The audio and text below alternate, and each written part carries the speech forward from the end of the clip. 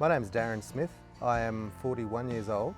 I live in Deception Bay and I have a number of hobbies. One of those is beekeeping, but my main thing is I'm an electrician and I work for Energy.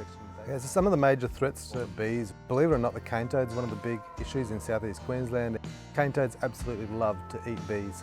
The way you combat that is you can put your beehives up off the ground, so normally about 300 millimetres is enough. Anything less than that, the cane toad are actually smart enough that they make a pyramid. They hop on each other's backs and they get high enough that they can still pick the bees off as they're going in the hive.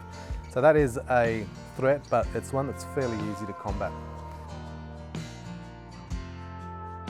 The other one that's even scarier isn't in Australia yet. So Australia is actually the only country in the world that doesn't have this one. It's called the Varroa mite or Varroa destructor.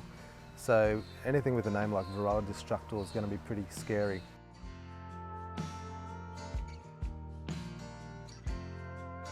Because it's not in Australia, I don't know a huge amount of it, but what I do know is that in America, the average beekeeper loses a third of their hives every year to the Varroa mite.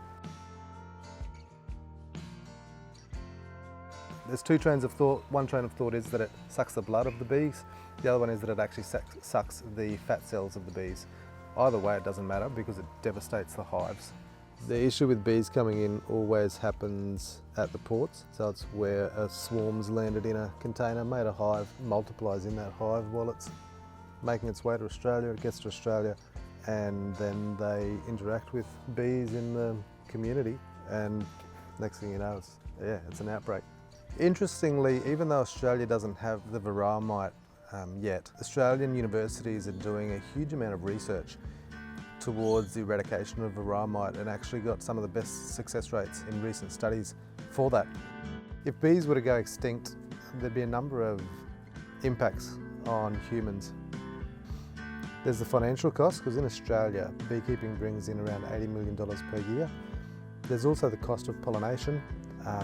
There'd be less food because the bees do pollinate the food and increase the yield. So if someone wants to get involved in beekeeping as a hobbyist, much like what I do, there's a number of ways you can go about it. You can do what I did and just jump in the deep end, buy a beehive and away you go. I'd recommend finding your local beekeeping club and finding a mentor, working with someone, learning with someone before you actually get your bees. And that way when you do finally get your beehive, you have a whole lot of knowledge and you actually know what you're doing, so your bees are more likely to thrive.